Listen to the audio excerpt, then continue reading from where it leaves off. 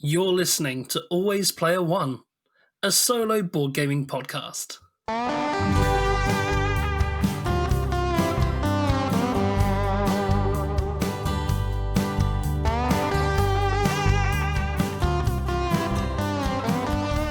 Hello and welcome to Always Player One. I'm Scruffy. And I'm Norm, and today we're going to be talking about Robinson Crusoe and thematic tie-ins in games. Subject we've spoken about before, but I think we have a pretty fresh perspective and a new context with this interesting little survival game. Yeah, we'll also be covering the focus of the game and touching on immersion as well. Yeah, I think the two pretty much go hand in hand. But before we dive in, next week we have a really special episode. If you're eagle-eyed, you'll notice that next week is Christmas Day. The day of release of our next planning phase episode will be Christmas Day. So we have a very special episode. It's going to be a head-to-head quiz. Scruffy versus Norm with Kendall Mackenzie, the designer of Railway Station. They've been on our podcast before on episode 5. They're going to be hosting. We've actually already recorded that episode, and it was just incredibly fun, wasn't it? Yes, it was a really, really amazing show. We both went away from it just buzzing, didn't we? And it was a real fun experience. Kendall outdid themselves. They put forward an amazing, well-structured and interesting quiz, and there were some real dramatic moments in it. Yeah. So keep an eye out for that. It will come out in all the normal places you find our podcast. It's free to everyone, and it was a really, really fun show. It's basically like a game show. We did it like a game show. And yeah, you're right. Kendall knocked it out of the park. I really enjoyed playing, and I hope that you all enjoy listening as well. Yes. Anything else we want to mention before we dive into the game? No, let's get started. Go ahead. Okay, so I'm going to give you guys an overview of Robinson Crusoe now for anyone who hasn't played before. So, Robinson Crusoe is a 1 to 4 player cooperative game where you take on the role of survivors on an island trying to overcome the demands of a specific scenario. At the start of the game, you choose a scenario which has its own special rules, setup changes, and ultimate goal for how to win. There are always more ways to lose than to win, however, as you will lose the game if your character dies or if you run out of turns. The number of turns varies depending on the scenario, and each turn is split into 6 phases: the event phase, the morale phase, production, actions, weather, and finally night. I won't dive into details for every phase, but each of them resolves fairly quickly, triggering events to challenge and directly threaten your chances for success. The exception to this is the action phase. This is the main space for player decision in the game, and it is where players get the chance to make moves to explore, build, gather, and in various other ways react to what is happening around them and make progress towards their victory conditions. Actions are taken by sending 1 or 2 of your available pawns to a space. Once all pawns are sent, the actions resolve in a set order. Some effects might mean places take more pawns to be used than usual, but usually the choice here is to send 2 pawns and have the action resolve with certainty and with no additional effects, or send 1 pawn and then roll 3 dice related to the action when it's triggered. 1 dice decides whether you succeed at the action, with a V meaning success, and not rolling a V meaning that you fail. If you fail, that character gains 2 determination but does not succeed. This determination is used to power their special abilities. The next dice determines if your character takes a wound or not during the action. And finally, the last dice determines whether you encounter an adventure card. These cards often have immediate effects and are then usually added to the event deck to be encountered again later. The 3 dice are not evenly weighted for each event, with each event having its own set of 3 dice. So the likelihood for each is different. For example, exploring is very likely to succeed, but also very likely to add adventure cards to the event deck. I'll also quickly mention the event deck here since it's come up. At the start of every round, an event card is drawn from the deck. and its effects are resolved. These cards always have an immediate effect and are then added to the threat space. These cards have another effect which will trigger at a later time if you do not invest pawns during the action phase to resolve the problem. They also usually offer benefits if you do decide to tackle the threats. I think that is Robinson Crusoe in a nutshell. There's a lot more to touch on, and we will talk about probably all the other phases as we go into the game and how the weather works and everything like that. But I didn't want to overload you right here with a big rules explanation. Yeah, I think that was absolutely perfect. I think the only thing I would add before we start is I haven't managed to get as many games in as I would like of Robinson Crusoe before recording the show. Normally, I aim for a decent amount, at least until I feel like I have a really firm grasp of how it's going to hold up after quite a few plays. With this one, these last 2 weeks have been so busy in my personal life. I will not bore you listeners with the details, but just know I've been extremely busy and I have gotten as many games as I can, but it's not as much as I normally would. Scruffy, however, has played it plenty. Yeah, I have been playing it non-stop, and I feel I've played all the scenarios now. I've played solo, multi-handed with 2 characters, multi-handed with 4 characters. I've made that island my new home. It's been really fun. Brilliant. So hopefully you've played it enough for both of us. And yeah, I just know that listeners, when I'm speaking of my opinions of the game, it is me sharing my first impressions and initial thoughts, and they may change as I play it more often. And if you're in the Discord, you'll probably see me express those as we chat day to day. But yeah, for now, this is my initial impressions. Yes. And everything I say is 100% correct. As always, right? Indisputable. Yeah, I think that's how it always is, right? Yeah, I mean, it doesn't need to be said, but for new listeners, everything I say, indisputable. Okay, brilliant. Okay. Well, you've been playing it a bunch, Scruffy, so why don't you kick us off? What's the first thing you want to unpack with Robinson Crusoe? Okay. I'm going to just say right out of the gate, I like Robinson Crusoe a lot. It was really nice for me and really refreshing to play with something, in the physical world rather than on Tabletop Simulator. And that was really lovely. Setting it up was really fun.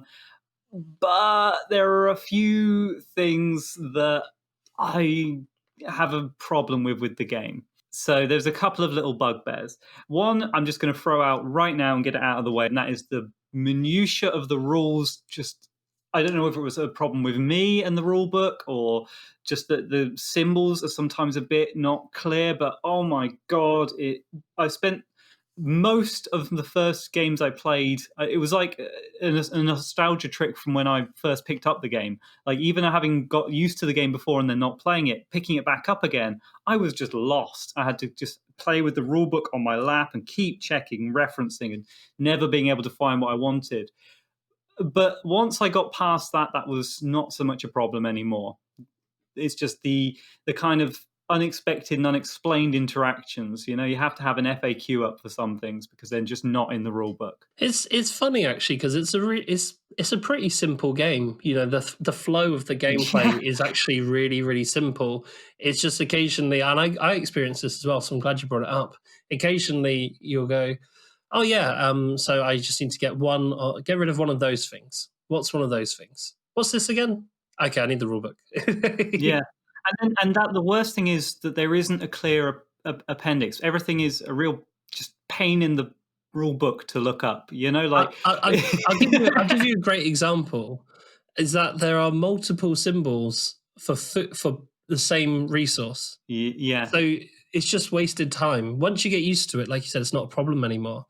But it's just wasted time. There's like when you uncover a parrot, you're like, okay, that's food, but fish is also food. Yeah. So it's just knowing that when you uncover it, it's an animal, it's food. But also there's a beefsteak. So why would they choose to use any animal? It's just confusing. Well, I think the reason for doing that was that there are some event cards which will interact with specific symbols. So they will only interact with food if it's a parrot or if it's a fish. And that makes sense. And you go, oh, when you draw it, you go, oh, I get it now. Like, there's an item, I think, called coral, which will only target a parrot, right? So you need that specific land tile next to you. But when you're first picking up the game, or when you're kind of re-picking up the game, you scratch your head and you go, why did they do this? Yeah. And I feel like they could have made it a bit clearer, really simply. Like, why not just have a generic symbol for food and then a picture of a parrot next to it? Yeah. Yeah. Problem solved then, right? And you look at the parrot and go, why is that a parrot? And you don't need to worry about it because you can see that it's only a minor symbol. It's a sub symbol, right? Just knowing, for example, that the exploration tiles can only ever contain food and wood as the kind of income. Food and wood are the only two incomes, right? I mean, that's it's so simple, but you don't know it until you know it. And Yeah. the iconography doesn't help. It's not a massive issue, like you said. It's not. So I don't No, think we and that's just one example, but it does happen a lot. Like, I had problems with knowing when certain things stay and when things don't. The shortcut, for example, lets you put a little token next to your camp, and then when you move camp, do you move that or not? And I had to work out that no, you don't. And that took a lot of figuring out. But the snare, which is another item you get, that will move with your camp or something. It's okay. Why?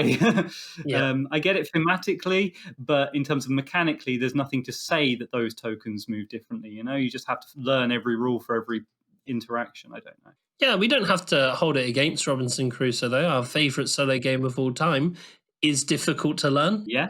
Has minutiae, has things you need to look up in the rulebook as well. It's not necessarily a bad thing, but certainly noteworthy. And yeah, I experienced it. And I'm still in that stage where if I was to get it out now, I would still probably need the rulebook in front of me just to check those things. Yeah. But yeah, I'm sure, like you said, once you played it a few times, those problems seem to fade into the background. Yeah, I mean, I've got to a point now where I'm not diving into the rulebook, which is great. It's just deceptively simple and heavy. It's a Yeah. really weird thing. And it's interesting, this kind of duality, that it goes to another step as well with the game, that it has this kind of strange sort of, it almost has two faces. Like, this is a really simple game, but you don't know how to move all the tokens, so it's not. And then it has this thing with the way it focuses as well. So it is at once it's clearly trying to be an immersive storytelling game of exploration, right? And also a clever strategy game with interesting choices. Great. And so it tries to wear those two masks, and obviously that's ideal, right? I mean, we've played lots of games that really do that really well. But I think Robinson Crusoe, in some ways, often feels a bit at odds with itself. Now, I want to say again, I really enjoy playing the game, and I have a really fun time with it. But I always go away thinking, that was kind of good. That was kind of great. But it never takes that extra step into being a masterpiece. Being whoa, because the two mechanics pull against each other. I think in a way that inhibits it from ever breaking that ceiling. They rein each other in. It's like two dogs pulling themselves in different directions. Okay. With a bow. Can you elaborate on that a little bit, Scruffy? What do you mean? Yeah, absolutely. Okay, so I'll give one example. So, for example, the scenarios, they feel like a little bit of a wasted opportunity, in that they're structured in very similar ways. Now, they play with the mechanics of the game really interestingly, really well, but they always have a set number of turns that doesn't really deviate too much. There are some that are slightly shorter and slightly longer. But I want to know why there isn't a scenario, for example, that isn't 20 turns long instead of the usual 8 to 12. Why isn't there one that lets you just get completely wrapped up in the world and the story and have a massive deck with loads of things happening? And then you could... I know the reason why. I think the reason is probably to try and make sure the game doesn't outstay its welcome and keep it neat, keep it tidy, keep it within a time frame. But especially for solo play, and I know it's not a solo only game, but for solo play, you don't need to worry so much about that. And I think it would be, for me especially, really lovely to be able to luxuriate a bit. Yeah, and especially because it's a scenario game. If the game was inherently short or inherently long, then either could put off certain gamers. But because it's scenario based, you can choose. I mean, I remember when I first got into solo gaming, I played Mansions of Madness. When you go on the app, it tells you roughly how long each scenario is going to be, and they vary. They really vary. Like the intro scenario is an hour, whereas some of them are like, this one will take you 300 minutes, and you're like, wow, okay, that's a lot. That's a lot of minutes. Yeah. But it doesn't matter because if you don't want to sit down and play it for that long, you just don't play that scenario. Exactly. I love the scenarios. Like there are a few that I don't love, but there are some, especially for example, Family Robinson. That one is my favorite scenario, and it starts to hint at this. It's quite a long one. I think it's 12 turns, and it lets you it throws all of the items into the market, like a whole extra 9 instead of 5 items for you to potentially build. And that choice is really exciting, and that is the goal. You have to try and build all of these items, which is to me the most fun part of the game. So I love a scenario that is rewarding that rather than just giving you an additional sort of task to do, which doesn't hit my dopamine receptors in the same way. So yeah, that one is great. I just think, why doesn't it do more? You know, why have they not added another 5 or 6 scenarios which change the game fundamentally? One which is only a 4-turn scenario where you just have to quickly rush, go quick, done in 30 minutes, and one which is a 20. Why don't they really enjoy giving rein to one of those dogs, as I called it first, of the 2 dogs of strategy versus immersion? Because they do feel at odds with each other in this game.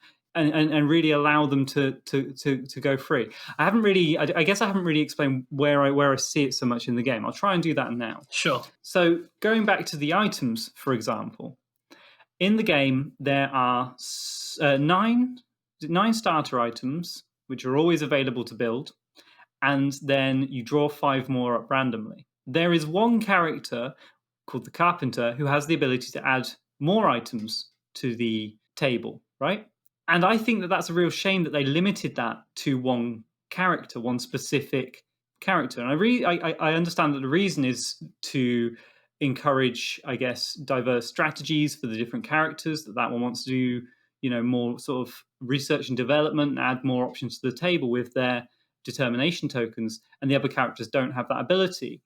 But that strategic choice there, that thing that limits your strategic options, also limits your narrative immersion in some ways, and it limits your options for diversifying your own story, if that makes sense. That makes perfect sense. There's a thematic reason for why the Carpenter would be able to do this action and other people wouldn't. But in having that nice thematic tying with the Carpenter, you're kind of not allowing as many options for other people, I suppose. And also, the Carpenter's not going to be in every game. So, any game without them, once you've seen the 5 random items, you know that this is it. These are the tools I have to tell my story, and it's not going to expand upon this at all.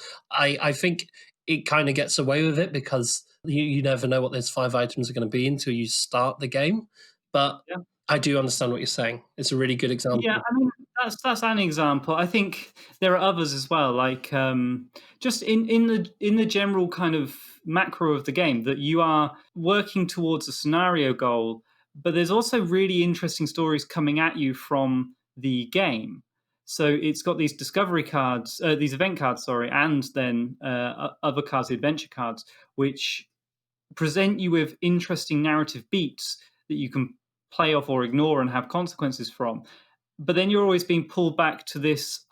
I often find that the scenario is it feels a bit disconnected because it's just a mechanical demand, right? I'll give a great example. Is the Cursed Island, I think it's called, is one where you have to move around the board and build crosses in different places, which is just an investment of wood and a person to do something, right? And it's just kind of a task. It's a generic, simple task that you have to do, okay? That feels like it gets in the way of being able to focus your attention on other parts of the game. So when you draw an interesting event card that becomes a threat and you want to go over there and deal with that because it's interesting and fun, the game says, no, no, no, no. Remember the strategy. You need to focus on the main objective. And you go, okay, I guess I'll explore and move. That's a bit boring, but I have to do it for obligations, I understand exactly what you're saying. In fact, actually, I find Ironsworn has this kind of same problem in a weird way. In that when you start when you start a game of Robinson Crusoe, you read the scenario and you think this is going to be the most interesting thing that happens. But then you get all this emergent narrative that comes out of the game. And that's actually much more interesting. Exactly the same thing happens in Ironsworn, where you build your character and you give them a background vow, and you think this is going to be really important to them as a person. Hmm. And then after about an hour of gameplay, all these other things have happened, and you've completely forgotten about your background vow. But at Yeah. least that's how I feel a lot of the times. I think, oh, actually, as I'm discovering my character and playing my character, that's not as important as I thought it was going to be. And it's absolutely the same thing in Robinson Crusoe. You're like, okay, well, actually, I'm having much more fun battling the beasts, and I've become a hunter of the forest, but Mm. I have to gather 2 wood because I've only got 3 turns left, and otherwise I'm going to lose. And that's just, Yeah. yeah, it's not. It's kind of pulling you back to this. You're playing a puzzle game, and you need to do the puzzle. Actually, Yeah. I'd rather get engrossed in the story that I'm telling. It feels like it's a great sort of storytelling machine, but it clips its own wings in that sense. Exactly. It's really hard to explain it satisfactorily. It's something that runs throughout the game, like constantly in every mechanical interaction in some way. And to some extent, I think some people, it would be a real selling point, strength for the game. I think some people would love to have that anchor to cling on to of mechanical intrigue. I guess you'd say strategy is what I've been saying, but I guess it's more mechanical demands, right? Like you need to get that wood on the pile. You need to build those crosses, right? Mm. Whatever it is. In the first scenario, you have to build a big pile of wood and set a fire. It's a demand, but I personally think it got in the way of me being able to take any sort of agency of my own story for my characters. Yeah.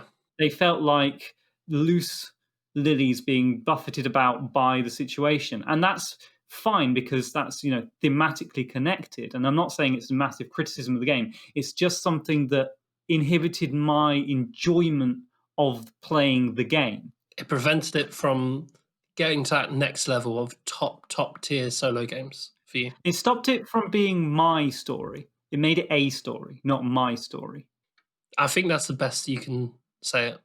Yeah, yeah. I'll throw this out in another way because I think this is again it's a perfect example of it. But just looking at a mechanic at random, I've sprung into my head the weather dice. They're another example of this. So the way the weather dice work in the game is during the weather phase, based on what the scenario says and any ill effects from any event cards or whatever's happened to you during the game, you will have to roll a certain number of weather dice.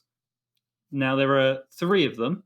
One is nasty beasties that are trying to attack you and wreck your palisades. One is rain. Usually, it's always just rain. And one is either rain or snow. It's the worst dice, the white dice. I hate that dice. And I love the way this works mechanically because what happens is you roll the dice, you add up all the snow clouds that have appeared on the dice. It's either going to be 1 or 2 on the white dice if you've rolled the white dice, and any other nasty effects. And then you immediately remove that many wood from your supply. And the game has a really horrible thing where if you can't do something, all your characters take a wound. So if you don't have that wood, you're just getting hurt, right? After that, you add up all the snow clouds and rain clouds combined and compare it to how much roof you've built, which is an option you can do during the game. You can build up your shelter, make it have a nice big roof. Then you lose food and wood equal to the difference. Okay, so if you have a level 3 roof and you've rolled 4 clouds, you've got two on both dice, then you're losing 1 wood and 1 food, right? Yep. And finally, the beast dice, like I say, it will mess up your other shelter defenses and can attack you, which you need to have weaponry for. So all of this boils down to another mechanical demand, another resource investment and action investment in the game that you need to account for.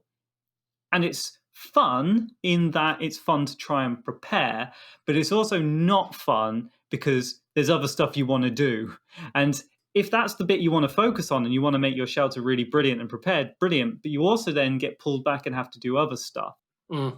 And the stories that come out of that are okay, but they also feel like they're not something I have full control over. I only get a little say in what I can do for them, which, I'm talking about it more now, and I'm actually kind of talking myself around to thinking is a perfect thematic tie-in It's for a really being. good thematic tie-in. I think the weather dice are great. I was Yeah. waiting for you to finish to go, "What you talking about, Scruffy?" Yeah, and I'm probably just trying to justify my own sort of reaction of feeling like it's a, a, a pull against my immersion, but in that way it works really well. The Mm. whoever dice. No, I think the weather dice are great, and I think we're so used to the bad weather because we're from the UK. But no, honestly, I think the weather dice are really lovely. So the game has Yeah, really nice thematic tie-ins, and I think yeah, obviously what you're trying to say, Scruffy, from my understanding, is that the game is nearly great. You know, it is nearly great. It has really nice thematic tie-ins. It does feel thematic, and that's why it has lots of immersive storytelling. But you just wish you could lean into that storytelling as much as you wanted to, rather than be pulled back to this kind of mundane task which determines victory.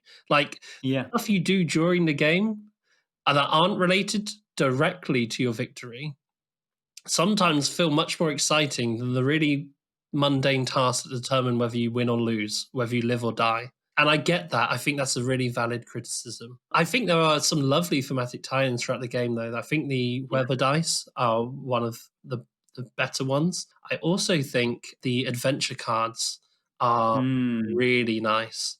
I love how and this is a really nice piece of decision making that you have to make through the game as well on every action, whether you choose to spend one worker and be risky or two workers and be guaranteed, certain outcome. Sometimes I know that it's better for me to send two workers, but I kind of enjoy interacting with the mechanics where you choose to be risky so much that sometimes I don't play optimally because I like rolling the dice and drawing the cards, yeah. which is mad, isn't it? It's mad, but I think it's so lovely. Do you want to explain a little bit about how the adventure cards work and how they're added to the event deck later on, and just how that comes back to bite you? Because I think it's really interesting. Yeah, I mean, I mentioned it quickly in the intro, and I want to say I'm exactly the same. I think maybe when I say that it is pulling away from something, is maybe it's not pulling away from immersion. Maybe it's pulling away from an enjoyable, pleasurable game with its mechanics. Like it's fighting you you're wanting to have fun. You're wanting to send one guy over, just like you said. But it's kind of saying, no, no, no, make sure you send two because otherwise we're going to mess you up, son. Yeah. And these cards do mess you up, son. So what happens is if you roll a question mark on the adventure card dice, you draw an adventure card, and so this is regardless of whether you succeed or fail at the task, you will get an adventure card, and they're very swingy. Sometimes they're good, sometimes they're terrible, and sometimes they're a fun choice. So those are my favorite, actually. So I used to hate randomness in games, and it's actually the thing that stopped me playing this when I was way back 2 years ago playing for the first time because I didn't like the randomness that the cards brought in. But now I'm a lot more okay with that randomness, and I just allow myself to treat it as one of those things of fate, and it engages me in a sort of narrative sense. But those decision cards are the best because they'll often say, okay, you decide to take a rest from building, for example. So you may either just discard this card and actually decide not to take that rest, nothing happens, or you can heal up 2 health. But then you have to shuffle this card into the event deck. And what that means is at the start of the turn, when you draw the event card, if it's drawn, or if any of the adventure cards are drawn, they have a horrible effect on the bottom. Who knows what it might be? Lose some health. Everyone loses determination. Whatever. And then they say, draw another card. So you get this horrible chaining spike of nastiness. And that spike is absolutely lovely in terms of pacing for the game. It's what it does, I think, is it compounds with this emphasis on the game where you spend the first sort of half of the game preparing, having fun, figuring things out, exploring the island, making moves, and thinking this is going to be easy. I've already made loads of progress. And then the second half of the game is survival because suddenly you get horrible weather dice introduced. And all the scenarios, weather dice seem to get worse as the game goes on. And these cards that you've so blazingly and foolishly put into the deck just come one after another at you during this part of the game where you're just trying to live, and it hurts. Yeah, it hurts. And what's really nice about it as well is that they also make really good thematic sense. I'd give you an example of a card. It might be Vipers, and you might get through it and do the action that you wanted to do, but you've collected this poison token. Okay, fine, whatever. It doesn't give you a problem now, but you're going to shuffle it into the event deck, and later on, that poison's going to become a problem if you haven't treated yourself or built like a cure, which is an item you can build before that comes back. That's going to hurt you, and you don't know when it's going to come back. And that's just Mm. it's a really nice thematic tie-in. It tells a lovely story, and it's fun. It's really really fun. And I much prefer the actions where you send one worker instead of two. Even though it's riskier, it's more pleasurable, it's more interesting. Unfortunately, if you do that all the time, you will just lose the game because they are punishing. And I think that speaks to the heart of what your point was earlier, Scruffy. Two more points on that. Firstly, there's a really fun thing with the event cards as well, where sometimes they will put a question mark on one of the relevant decks. So when you next take that action, you will have to put those event cards in the deck, no matter whether you send two people or not, which I love because it forces people to engage with this fun mechanic, even if they don't want to. And it also tempts you to then go, well, I might as well just send one person if I'm already putting a question mark in. Uh-huh. Oh, what a lovely little thing that it does for you there. And secondly, if ever you come to the start of a turn and you move to the start of an action phase and you see, because they're all different colored backs, each of the decks has a different color back, and you see one of those cards on top of the deck. I used to think that was a design oversight and I thought it was weak because you had an idea of what's coming. I now realize that's a fun decision that the game is giving you because it's saying to you, oh, there's a green card on top of the deck. So one of the exploration cards you drew earlier is probably going to come back and get you.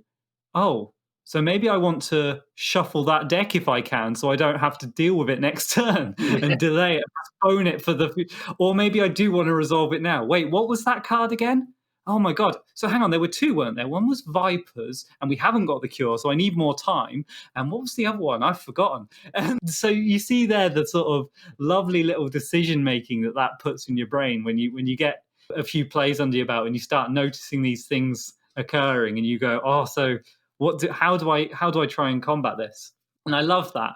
I just in some ways I wish there was more of that sort of thinking. There was more agency there. It would be cool if a lot more of the winning conditions were based around those kind of like emergent things that we were talking about there. Mm, That would be a little bit more interesting. But the game is good, you know. I really enjoyed playing it, and I'm yeah. going to keep playing it because I liked it a lot. You know, Mm, I really really enjoyed it.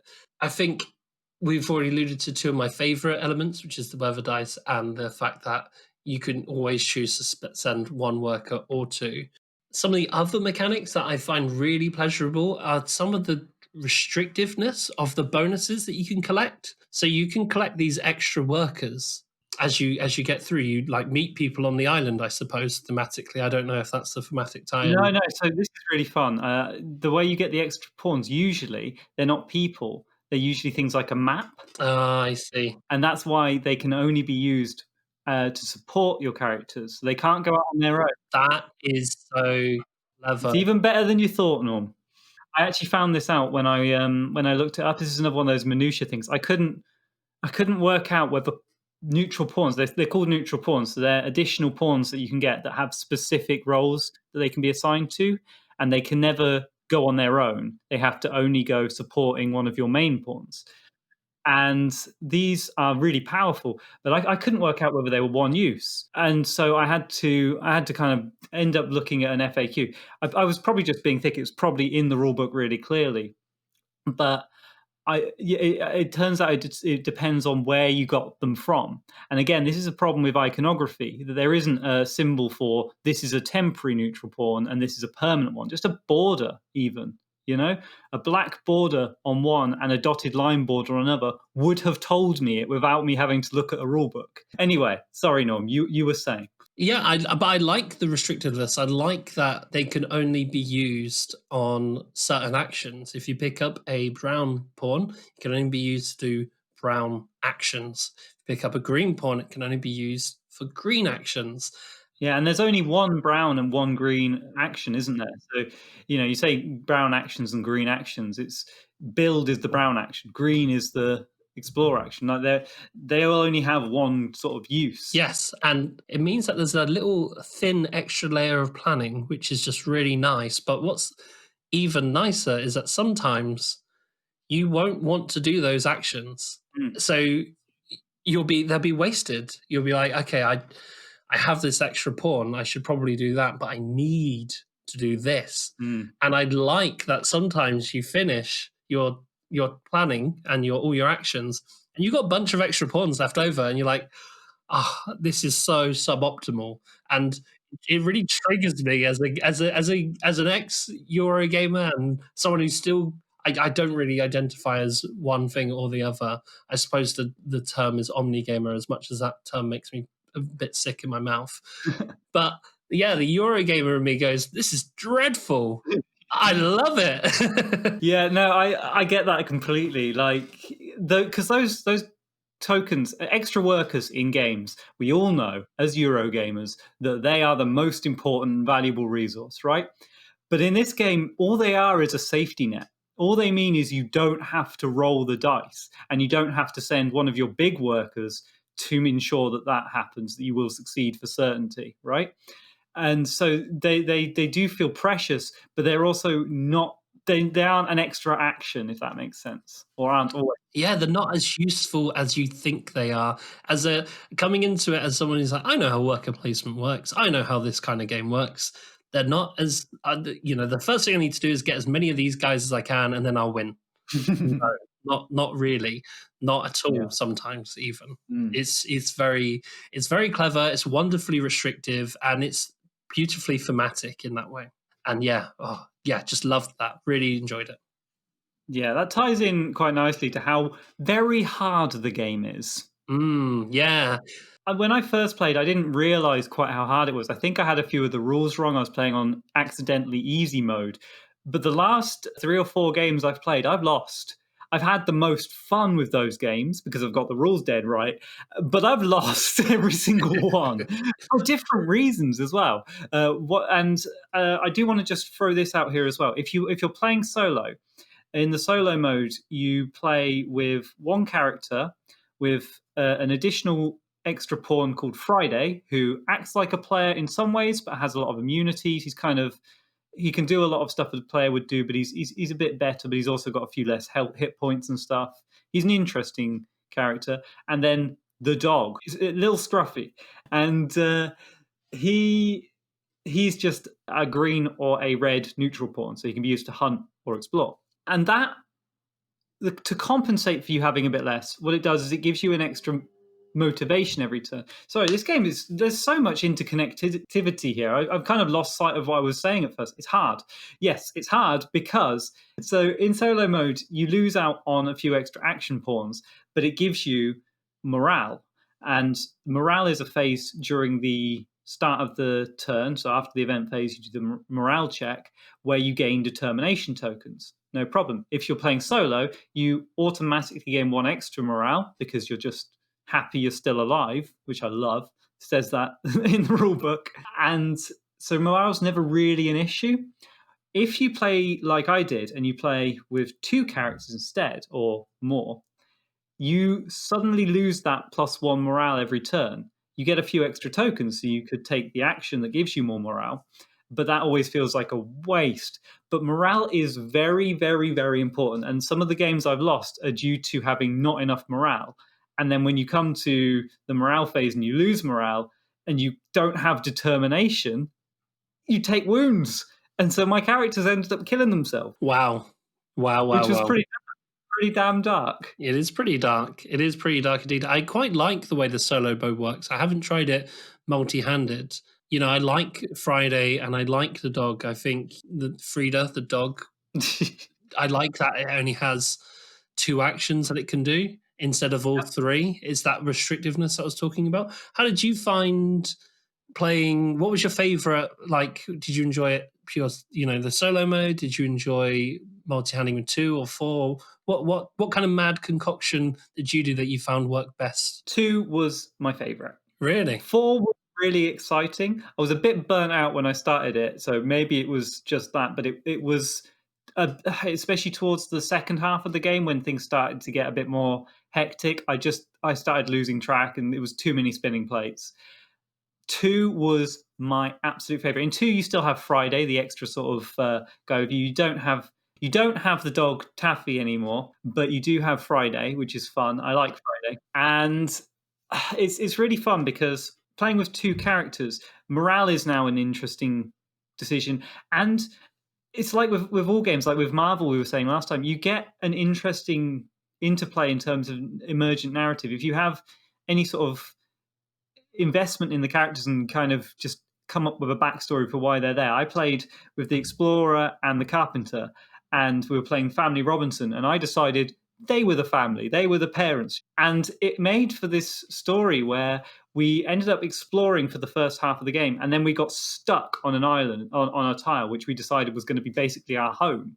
And we were going to just build up the base there, and that's it. We did have ambitions to explore a little bit more in the future, but that never happened because of events. Kids were born, stuff happened, stuff came up. And in the end, the explorer character just died of lack of motivation because they weren't doing what they loved, it felt like, and just that little emergent story that came about because of having the 2 characters, which couldn't have come about from the pure solo, or maybe not as easily for me, was really fun. But also in terms of mechanics and strategy, the choices are more interesting. Like I say, when you play pure solo, you remove the morale as a factor in the game almost entirely. And that's a bit sad because it's a really fun mechanic to interact with. So why strip that away for yourself for something which it felt just as easy playing with 2 characters as with 1. Yeah, I think that's pretty spot on, because in my plays I only played solo and I never worried about morale. Like, not once. It was always the top or it wasn't. A couple of the plays I've found nice discovery tokens which could increase your morale, and I was just like, this is useless to me. Yes. This is They're a waste. part of the game. Those increases and decreases in morale in every other game I've played except solo are interesting and fun and exciting and tense. And there's a space on the board, one of the action spaces is called Arrange Camp, where you can go to increase your morale. And I did when I was playing multiplayer, because after the first turn, when I was playing multi-characters, after the first turn, I finished and I sat there and went, oh, but we're on the morale phase and it's still at 0. What? And losing, because determination's kind of pretty tricky to come by unless you're unlucky and you fail tasks which you really don't want to be doing. So if you're losing determination, because in the morale phase it's essentially just a slider where you lose determination or gain determination. That's it in a nutshell, as I mentioned previously. But so if you haven't got the determination in your character, that horrible rule kicks in where if you can't pay something, you take wounds, and it's killer. Like, it literally made me lose games multiple times. Wow. Okay, well, I think my next play I'm going to try multi-handed now. I didn't even consider it. I thought the solo mode was really well done. I liked that there's consideration for it. I like that you get Teddy, the dog, but I think that sounds more interesting. I wonder what other people's opinions on this are, because Robinson Crusoe is a really popular game. It was like number 11 on the People's Choice top solo games this year, and it's been in the top 10 for the 2 years prior to that. So I wonder what the general listenership think. But yeah, that definitely sounds more interesting from the way you just described it, for sure. Yeah. I mean, it's a shame to lose Meeple the dog, but I put him as the round tracker and pretended we had a dog around with us, just not doing anything. That solved it for me. That's nice. That's a good compromise. Because he's great. I do like that in the rules when you're playing solo, it says the dog cannot die. Fantastic. Yeah, good. Otherwise, That's good game oh, that is good game design. That prevents it from being thrown out the window. I've got to say, the more I've talked about this in this episode, I've come to realize that, a lot of what I love about the game is the kind of conflict that runs through it. And whilst I wish it could have a few more scenarios that allow you to luxuriate a bit more, I think that would be a solution. I think that, it would be a shame to fundamentally rework everything about the game to make it have a specific focus. I think it's nice that it has this kind of two faces to itself in a weird sort of way. So hold on. So we're doing a 360 here. Yeah, I'm turning around 180, 180. 180. Wait, yeah. No, wait, that's how maths works. So you're saying now that you like the fact that it has two faces rather than Yeah, I okay. changed my mind. I just wish it had more scenarios. I think the real downfall. Okay, cool, awesome. I think that's really fun. I think that's really What's wrong fun. with changing your mind? That's No, I think it's great. I think it's really fun that you came in with one idea and we've talked about it, and just through the process of saying it all out loud, you're like, actually, this game's really clever. Yeah, yeah. Well, that's it. I mean, it's important to talk stuff out to work out where you stand, isn't it? Yeah, Sometimes. I think it's awesome. I think it's really cool that you've done that. Yeah, cool. Yeah. But like I say, I think it would be nice. I think that sort of could be accommodated by having, like I say, a massive sprawling scenario. I'm almost tempted to say maybe it could have a campaign thing where you have sort of generations where you have a scenario move from scenario to scenario, and what you did in the last one determines what happens to the future ones. If your characters died, maybe you have to pivot, or maybe something weird happens.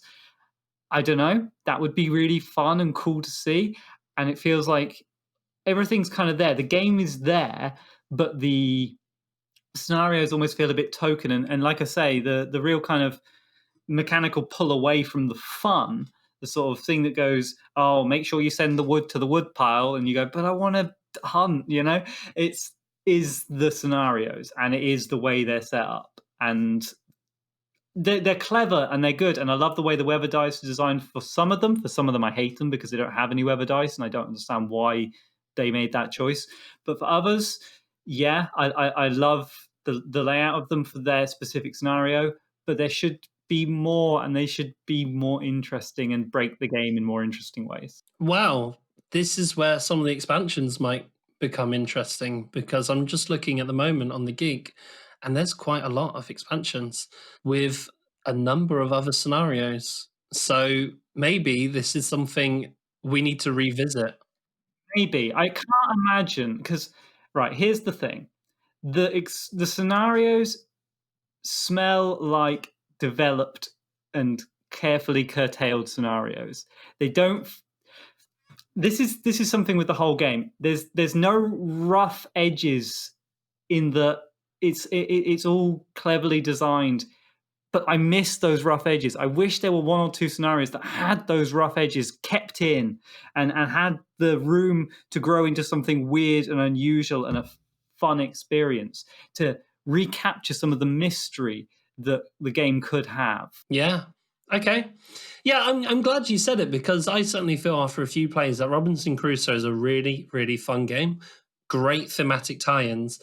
But for me, there's this a certain je ne sais quoi preventing it from puncturing into my sort of top 10 or top, whatever games. Certainly hasn't punctured into my top 10 solo games. Maybe with repeated plays that could change, but from what you're saying, I think I agree. It kind of, it has this wonderful emergent narrative and beautiful thematic tie-ins, and the scenarios are just a bit, I think, just a bit mundane. It's just a bit, Yeah, pay some wood to chuck it on to create the cross.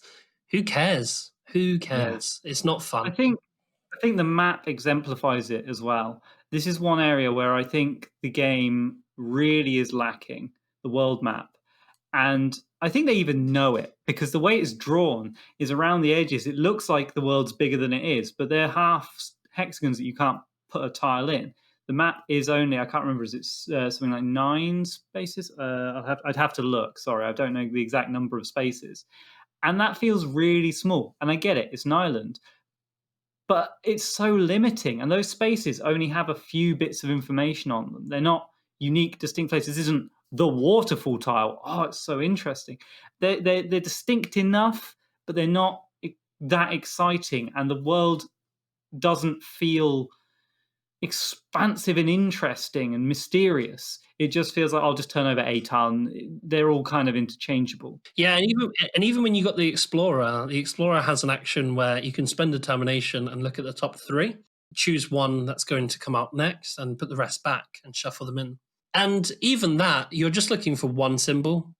Every time I use that action, I was looking for a particular symbol so I could build a particular item. So it's like, do I have one of those? I didn't even look at the art. It was just, does it have this symbol? It does. Mm. Cool. I'll keep that one. Those ones are back in the bag. Didn't feel like exploration. Yeah, I mean, this is at the heart of the thing I was saying at the start, and probably a better example than the one I came up with on the top of my head. But yeah, these tiles are mechanically quite interesting. Some of them have natural shelters. Some of them add a beast card. Some of them give you discovery tokens. Oh, that's a treat. That's quite interesting. But narratively and immersionally, no, they're pretty dull, aren't they? Yeah. The world soon gets filled in, and you're kind of left going, okay, well, this is the tile we stay on for the rest of the game. Yeah. Oh, yeah. You don't move around very much on this map at all. No, because it hurts you to do it. It punishes you to move, which is an interesting choice. Yeah, it just kind of feels a bit. Maybe I'd like it if there was a character where if you have this character, it's not as punishing to move around. That would be cool. That would be an interesting choice. Or even a scenario where in this scenario you can move around without taking hits to your. You're a traveler. You have a rolling camp or something, And then you need a bigger world map to accommodate that. Yeah, yeah, absolutely. Okay. The world map is kind of quite limiting, I think. I would be really interested to see how the expansions handle these sort of problems. I think there's a lot more to explore for Robinson Crusoe, and I certainly feel like I have unfinished business with it because, like I said, these last 2 weeks have been so busy. I just wish I had more chance to play it like I would with other games on the show. So I think maybe we kind of owe it to come back at some point. Yeah, for sure. I'd love to, especially if we get hold of the expansions. Yeah. I do just want to touch on and say that the depth of adventure cards, mystery cards, they're a special sort of deck all on their own. They're really fun. The action spaces are just the right number of all of these things. I just wish there was more map spaces. I wish the discovery tiles as well that come from the map. I wish there were more of those. They always felt really repetitive. Other than that, I think it's a really great game. There's just a few little bits where it just kind of falls down. You go, but why? Why didn't you put in 10 more of those tiles? Why didn't you make the map 3 tiles big? Why did you half draw those tiles in? Why didn't you just fill them in? Even if you don't ever explore there, just knowing that you can is exciting. And it's a shame that they cut that off there. They made that decision to say, no, we don't want that rough edge on our game. We want to limit players to only exploring these tiles because it's mechanically safer. It makes more sense. Why? Yeah. Stop clipping those wings. Yeah, let people make those stupid mistakes. Let them explore every single tile on that board, which is now 3 tiles or even 6 tiles bigger, and you've got a more diverse tile set. Give us those rough edges. That's what I wanted to scream at the game in a weird sort of way. And maybe the expansions bring those back in. I don't think they would, but maybe. We'll see. We'll see. But yeah. I think my final thoughts on Robinson Crusoe is it's a damn fun game, and I will certainly play it more. And I love the risk reward choices that are delicately built in throughout the whole design. The 1 or 2 workers, the rolling the dice, the cards. Yeah, love it.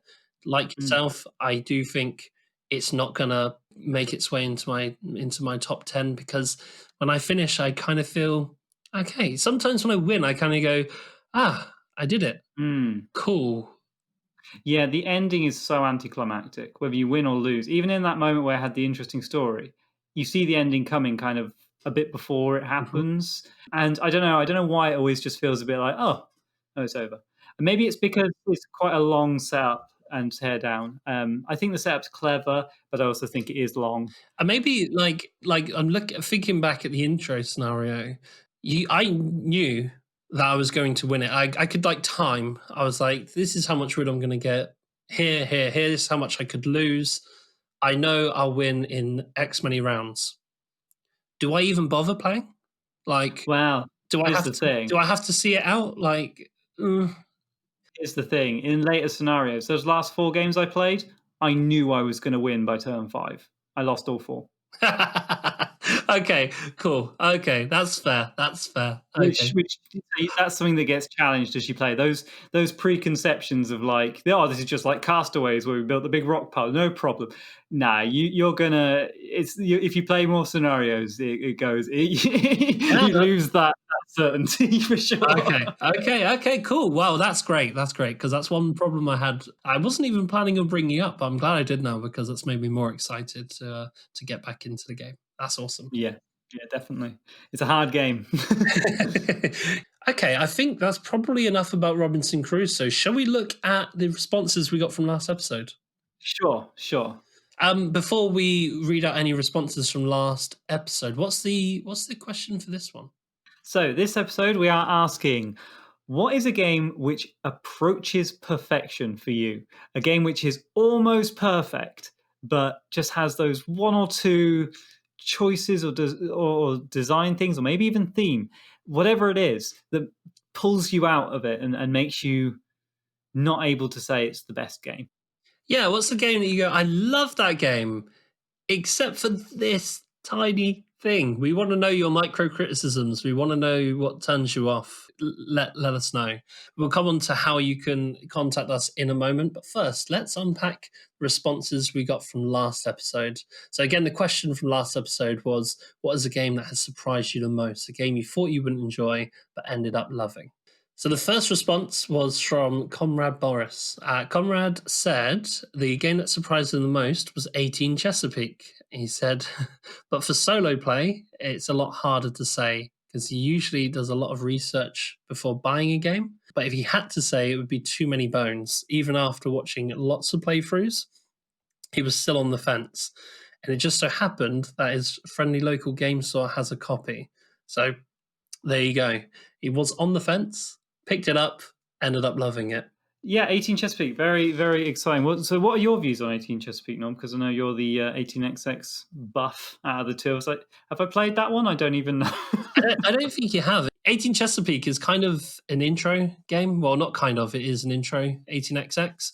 I would say if you were really interested in trying 18XX and no one in your group has played it, it's a really good purchase. But if you've got people willing to teach you how to play 18XX, then just dive in, put your big boy trousers on, and play 1830. I wonder if that sort of stigma is what made Comrade think that they weren't going to like it. Yeah, maybe, but it's fine. It's 18 Chesapeake is nice. For me, it has the problem we said with Robinson Crusoe. It has a lot of the hard edges shaved off to make it beginner friendly. Mm. And I think, it's cool. It's cool that the games like that exist, but at some point, I think if you shave off a lot of the hard edges because you're worried it's going to put players off, then are they even playing the genre? Those hard edges are a feature of the genre. So just dive in. Yeah, I think hard edges is something that is really important, especially I think in solo games and in games which are trying to invite immersion. I think you need to have a degree of mystery, uncertainty, unpredictability, and that can't exist when you've got when you've got the hard edges shaved off. And I think maybe that's where the real critique for Robinson Crusoe comes from me. I'm still trying to work this out. We call this the flip flop episode for Scruffy, yeah, because I'm still trying to work out why it doesn't quite hit that greatness for me when it comes so close. Cool. We also had Tigmic write in on the Discord. They said for solo play, they would say Aerion. It's so simple and short. It also showed how important it is to have a mix of weights. So they've played a lot of Spirit Island and Mage Knight lately, but when they get home late and they only have a few brain cells left, it helps to have a small game to just zone out and calm their nerves. Fantastic choice. I've been looking at the Omniverse since we mentioned it. Was it in the last planning phase? And yeah, Aerion seems to me to be the one I'm most keen to try because The only one I haven't really looked at too much is Nautilus, but the other ones, I don't know, they didn't really capture me in the same way. That building up a fleet and the sort of decision space there seems really fun. So yeah, I'd definitely be tempted to try. And if we've got listeners writing in saying that it surprised them, then yeah, we'll definitely have to visit that one for sure. Yeah, and at time of recording, it is the day after my birthday, and I unwrapped that yesterday, so I'm really excited to give that a go. We also had Banana right in Banana Republic. They said that Mage Knight is the game that surprised them the most, and they've given a good reason for it. They said this is the year that they started solo board gaming seriously. They used to play by themselves, but they already own those games. They got them initially to play with other people, and then they just so happened to have a solo variant. But Mage Knight, Aerion, again mentioned, and Friday were the first games that they got that were truly purchased for their solo enjoyment. And they say it's been a fantastic journey. Definitely Mage Knight's depth surprised them, and they've been enjoying it a lot. So that's pretty cool. Couldn't agree more. And yeah, it's been the same for us this year as well, hasn't it? The solo adventure. Yeah, 2020 has been the year of the solo gamer for sure. That's one good thing that's come out of it, if nothing. If nothing else. Yeah, Banana also wrote that they listened to our Mage Knight episode 3 times before deciding to pull the trigger. So Awesome. that's pretty cool. That's pretty cool. We also had Consley write in. Consley said that their surprise enjoyment in their whole board gaming career was Hostage Negotiator. And with that, Interesting. go ahead. Sorry, I've heard about this. It was when I first looked at solo board game. It was one of the first games I encountered, and I was very tempted to pull the trigger on buying it, but I took myself out of it. What stopped you in the end? I do not remember. I think I just talked myself out of it. You know, I was so new to the hobby, and everything was so daunting. I didn't really know where to start. Yeah, that's difficult, isn't it? First step's always the hardest. Yeah, but for sure we'll have to add that one to the ever growing list, Norm. That's one to check out. Yep, absolutely. They said with Hostage Negotiator, they have to add in the whole category of what they believe people call micro games. I can confirm that's what I call them. They've listed 3 that they like: Nyrim, Sauron's Frontiers, and Gate. But to touch more on a game like Hostage Negotiator specifically, they didn't think they'd really enjoy it, considering the entirety of the game's mechanics are based around rolling dice. As someone that started off their board game career trying to find harder and harder games, they started off with Catan, and within a few months of playing things like Gaia Project, they were convinced that they needed to have longer and longer and more advanced games. But once they set up Hostage Negotiator and played a game, within the first 20 minutes, they fell in love. And I think that's something really nice about that, you know? Yeah, I mean, we make real snap judgments, don't we? And we decide what's right and what's wrong with board game design so on a dime, I think. And it's amazing when you delve into it a bit deeper and you encounter an experience that proves you completely wrong and makes you kind of reassess everything. And then it actually opens you up in a really nice way to giving other games that you've written off in the past a chance. Because if you approach a game like I approached Robinson Crusoe 2 years ago, and I said, yeah, I don't like it. It's got randomness. It's rubbish. I don't like randomness. That's bad game design. And I didn't have fun with it, or at least nowhere near as much fun as I had this time. And I know I've been a bit critical of it this episode, but I had so much fun in my playthroughs. Every time I finished setting up, I sat down and I was excited to get started and get playing. And the randomness wasn't even a thought in my head because I didn't have that inhibition. If anything, the randomness is one of the real shiny, nice, and fun, exciting moments in Robinson Crusoe. Definitely. Yeah.